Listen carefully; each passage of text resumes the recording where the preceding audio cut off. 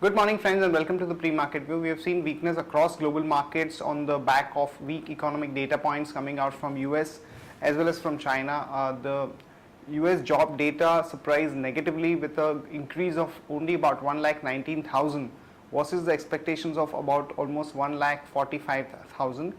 And the only comforting factor is that the US Fed has assured of the continuation of the bond purchase program to the tune of about 85 odd billion dollars every month till the job market stabilizes, which is definitely a big comfort from a liquidity perspective. And European markets, most of them were down almost about 1%, and now the probability of a rate cut by ECB has increased as we've seen the US Fed continuing with their liquidity support, and the fact that the economic scenario in Eurozone also is worsening as most of the data points coming out from Germany and most of the other Eurozone members have not been that great.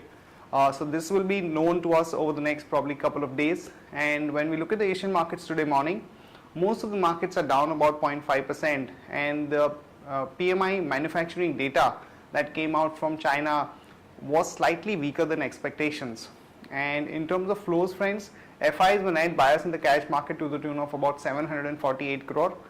The domestic institutions were sellers to the tune of almost about 340 odd crore, and not much of an action in the index futures. The FIs were net buyers to the tune of mere 28 crore.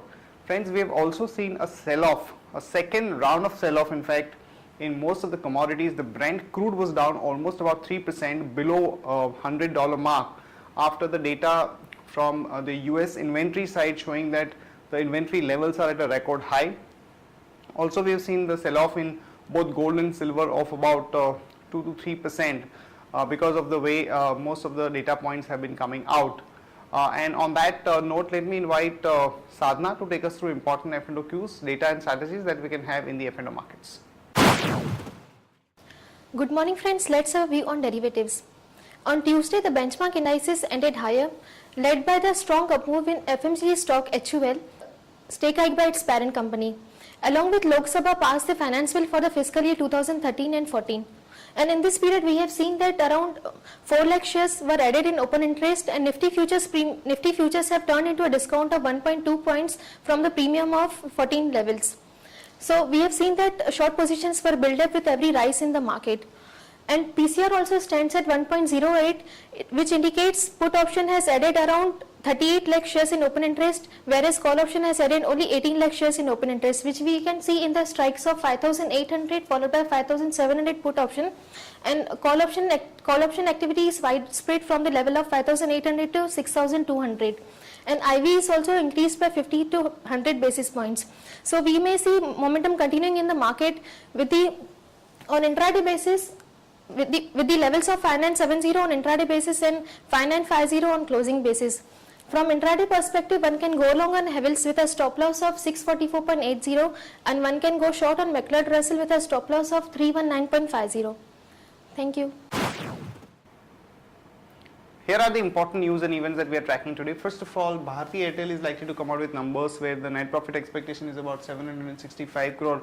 Remember, friends, because Idea came out with good set of numbers, the expectations on Bharti have increased given the fact that the previous quarter was not that great for Bharti. And Kotak Mahindra Bank's steady set of numbers are expected, and the net profit that we are looking at is about 607 crore. And in case of Canara Bank, the PAT number that we are looking at is about 786 odd crore.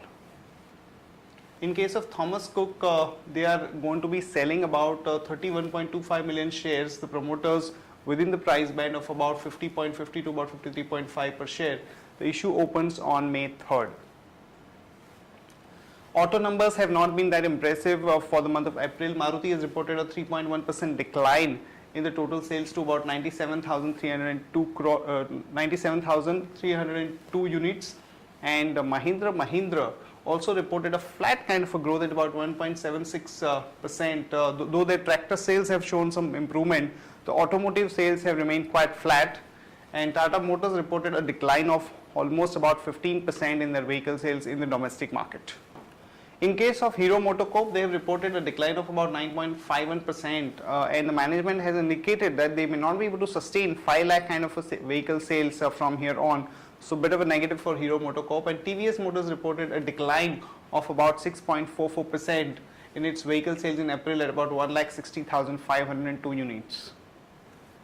In case of fertilizer, major policy decision has been taken wherein the subsidy to the nutrient based subsidy rates have been slashed for the year 2013-14, and now because of this subsidy cut, there is an expectation that both the prices of DAP and MOP are likely to come down by almost about 1,500 to about 1,000 rupees per ton, which is a bit negative for the nutrient based fertilizer companies like Zuari and Coromandel fertilizers and so on and so forth.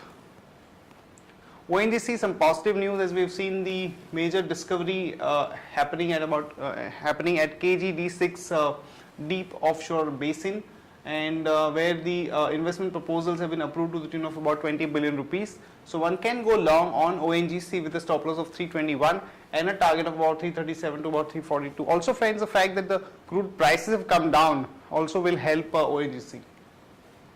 IDFC came out with extremely good set of numbers, and their net profit was about 526 crore versus expectations of almost about 500 odd crore, and the previous year figure of 335 crore. So one can go long on IDFC with a stop loss of 150 and a target of about 158 to about 161. And Claris Life Science has got some positive news, as the company's product has been approved by US ANDA. So one can go long on Claris Life with a stop loss of 175 and a target of about 185 to about 188. And in case of airline industry, some positive news yet again, as the jet fuel prices have been slashed by about 5.3%. So one can go long on jet with a stop loss of 609 and a target of about 640 to about 652. That's it from all of us friends. Have a great trading session. See you tomorrow at the same time.